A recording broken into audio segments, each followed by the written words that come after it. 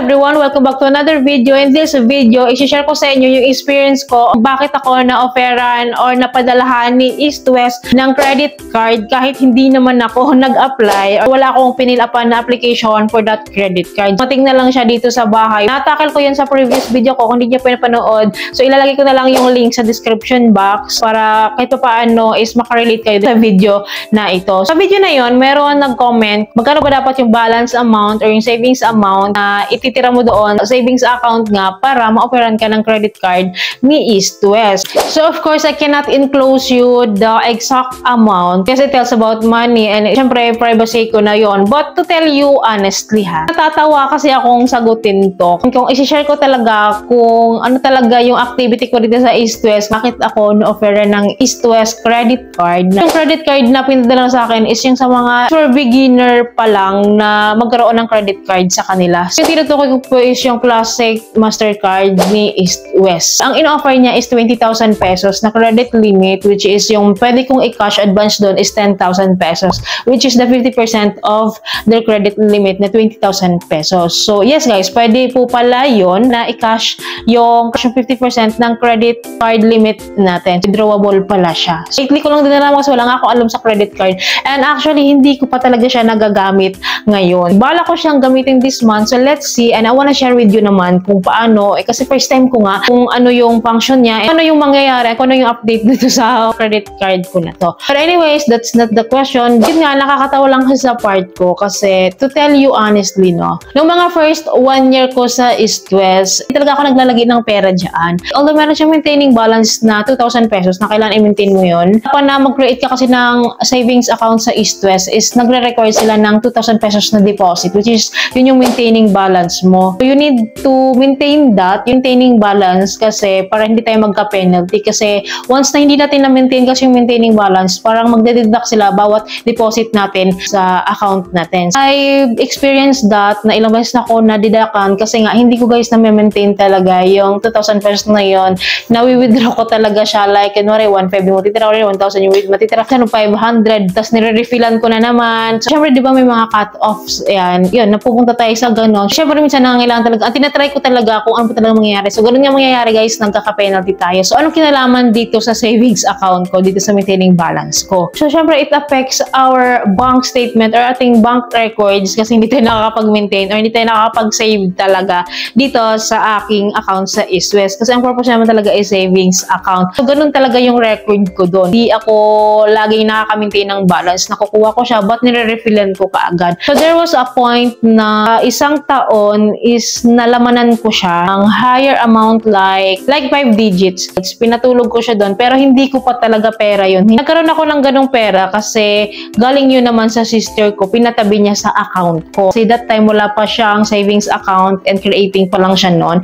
And kailangan niyang ipatabi sa akin. Kaya nakatulog yung pera na yun. Mga na-detect ni East West na meron akong ganong halaga doon and hindi ko talaga siya withdraw kasi syempre hindi ko naman pera yun. And dumating yung time na kinuha na sa akin ng sister ko kasi may sarili na siyang bank account and nilipat niya na sa bank account niya. So syempre back to maintaining balance na naman yung balance ng East West ko, 2,000 pesos. Then in addition, itong East West account ko kasi is ginagawa ko rin siyang payroll account. Every time nasasahod ako, kinsenas katapusan, or ito ko po siya nililink sa East West account ko. Regular yun regular yun. But regular ko din siyang na-withdraw at na-disburse. Siyempre sahod yun ay nangangailangan din tayo, di ba? And nililimas ko talaga siya. Ang iniiwan ko lang is yung maintaining balance na 2,000 pesos. And it's been 2 years na wala akong sinisave dito or wala akong nilalagay na pera dito. And after na kinuha ng sister ko yung pera niya, wala na. Maintaining balance na lang tsaka yung payroll ko na lang yung pumapasok. Yun lang. Then na-disburse ko naman. By the way, 3 years na pala tong account ko sa East West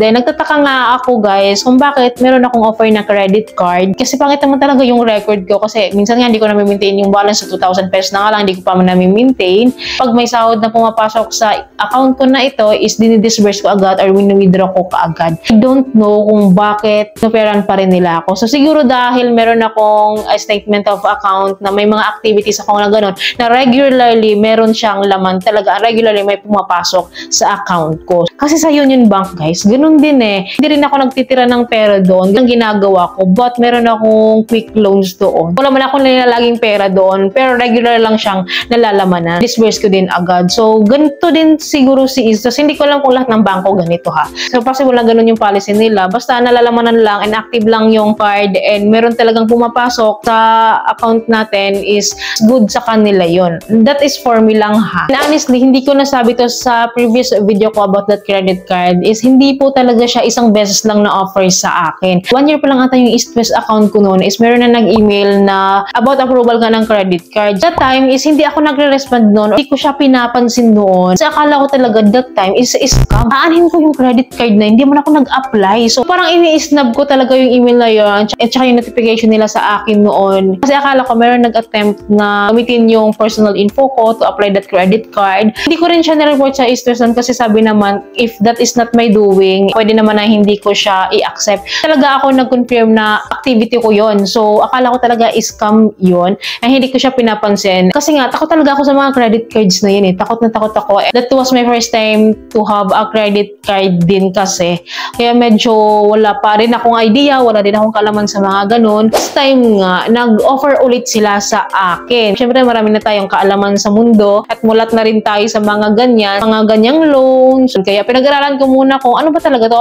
Nung nag-offer sila sa akin, sinabi ko sa inyo, nagpunta pa ako ng East West Bank near me, yung branch na pinag-enrollan ko talaga dito at in-inquire bakit may ganun akong offer. Hindi naman ako nag-apply or wala naman ako fill up na application and never akong nag-attempt, never kong naisip na mag-apply na ganun. Kung bakit mayroon akong credit card na darating. Then ngayon nga sinabi nila na that was our activity, that was our doing kasi nga nakita namin yung records mo na ganito and you are qualified daw. Na-confirm ko na legit pala yon. Then pinakausap nila ako sa customer service nila through landline, yung pinaka-main customer service nila. Kaya I decided na i-apply yon and ituloy yon para alam ko kung ano nga ba ang meron dito sa credit card. So yun nga, meron ako noon. Hindi ko pa siya nga again nagagamit. So one good tip ko lang sa inyo kung gusto nyo magka-credit card, halos pare-parehas naman yung policies ng mga banks about credit card. Yun, lamanan nyo lang talaga yung debit card nyo, yung savings account nyo dyan sa bangko na meron kayo. I-maintain nyo yung maintaining balance talaga na required nila kasi may factor po yun. So wag nyo akong gayahin na lagi akong nadideductan, lagi akong nagkaka-penalty kasi hindi ko siya na-maintain. So matagal ko na rin na-maintain yung maintaining balance ko doon. So far naman all is well. Doon ko nga pinapasend regular yung payroll ko kaya meron siyang laman regularly twice a month. Siyempre advantage pa rin na meron talaga kayong savings amount dyan. Meron talaga dyan na nakatambay or nakatira dyan para maganda yung assessment nyo kay East West Bank regarding that matter. Kasi baka mas ma-offeran pa kayo ng mas higher na credit card limit. Kasi ito kasi yung credit card na meron ako, this is just for a beginner user lang talaga ng credit card. Ito yung pinakamababang credit card na i-offer nila